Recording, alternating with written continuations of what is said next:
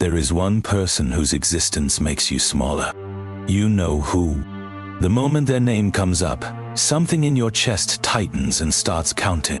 You have studied them the way the Stoics warned against studying anyone. Not to learn, but to measure yourself and come up short. You know their wins by heart.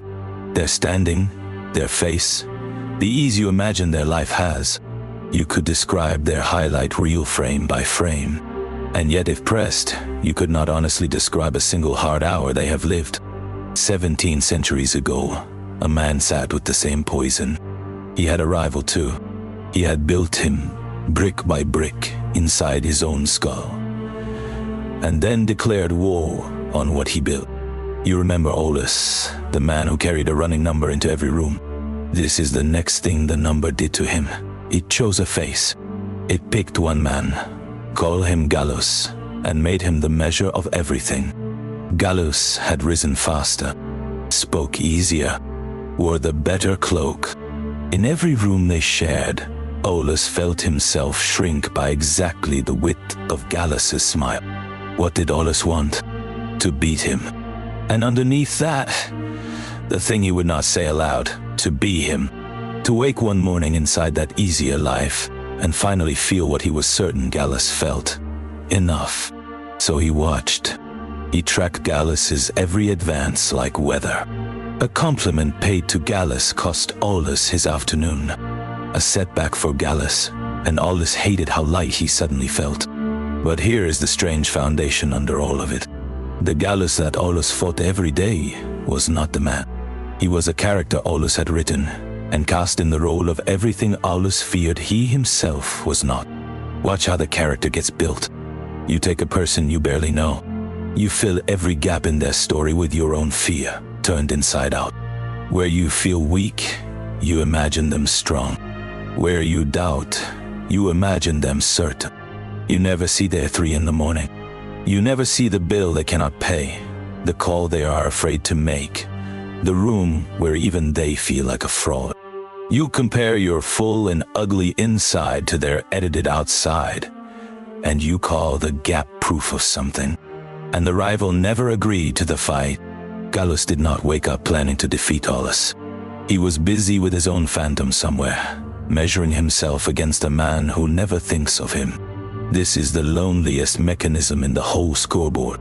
Everyone is running a private race against someone who does not know they have entered. A whole world of people exhausting themselves against ghosts.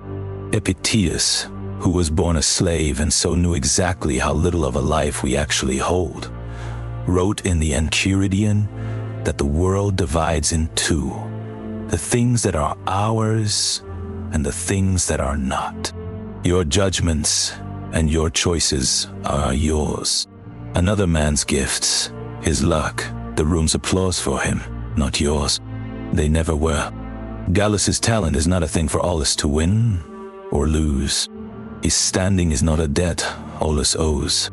By making that man his measure, Aulus had taken the exact category Epictetus said would wreck a person, other people's lives, and built his whole piece on top of it. Then one evening, by accident, Aulus saw the real Gallus. Not the character, the man, sitting alone after the others had gone, shoulders down, staring at nothing, looking precisely as tired as Aulus felt every night. For one quiet moment, the phantom and the person did not line up. It unsettled him more than any defeat, because if Gallus was only a man, frightened, uncertain, carrying his own invisible number, then the war Aulus had waged for years had no enemy inside it, only a mirror. But the mind is loyal to its phantoms. By morning, Aulus had rebuilt him. The easy, untouchable Gallus was back at his post because Aulus needed him there. A rival gives your smallness a shape, and the shape is so much easier to carry than the truth. The truth being this: the thing you envy in another person is almost never the thing they actually have. It's a story about how their life must feel. Some ease you are sure you are missing. You are not envying them. You are envying a version of yourself you have decided you failed to become. So the question turned, The way it does when you are finally tired of losing to someone who is not there.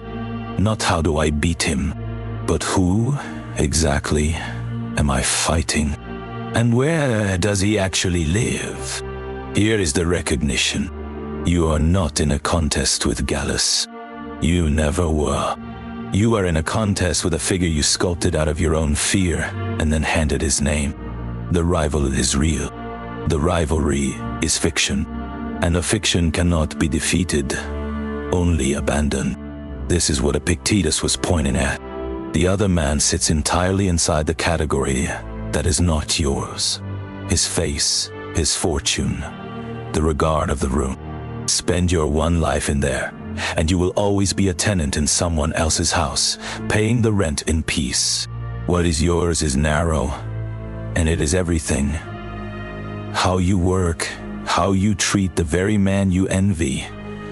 Whether you tell the truth, whether you can be glad, actually glad, when someone else does well. That last one is the heaviest weight to lift. And it is the one that frees you.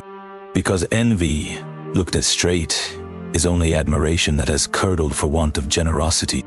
The same eye that sees what is good in Gallus could bless it instead of bleeding over it. Nothing has to change in Gallus. Everything changes in the man watching him. Aulus could not unbuild the phantom by force. You never can, but he could stop feeding it. He could let Gallus be a man, and not a verdict. He could turn the long stare off the rival and back onto the only life that was ever actually assigned to him. It did not arrive as a triumph. It arrived as a small tiredness, the good kind. One day Aulus heard Gallus praised across a courtyard and waited for the old drop in his chest. It came, faint, out of habit. And then, for the first time, it simply passed. He did not become Gallus. He did not beat Gallus. He just stopped living in the narrow haunted house he had built with another man's name on the door and walked back out into his own. The phantom does not die. Some evening it will rebuild itself, wearing a new face, and ask you again to measure. The freedom is not in killing it. It is in recognizing it and declining to move in. So picture the two of them, years on, passing in a doorway. The old rival nods, and Aulus, who once would have spent the whole night recounting the exchange, simply nods back and does not afterward do the math.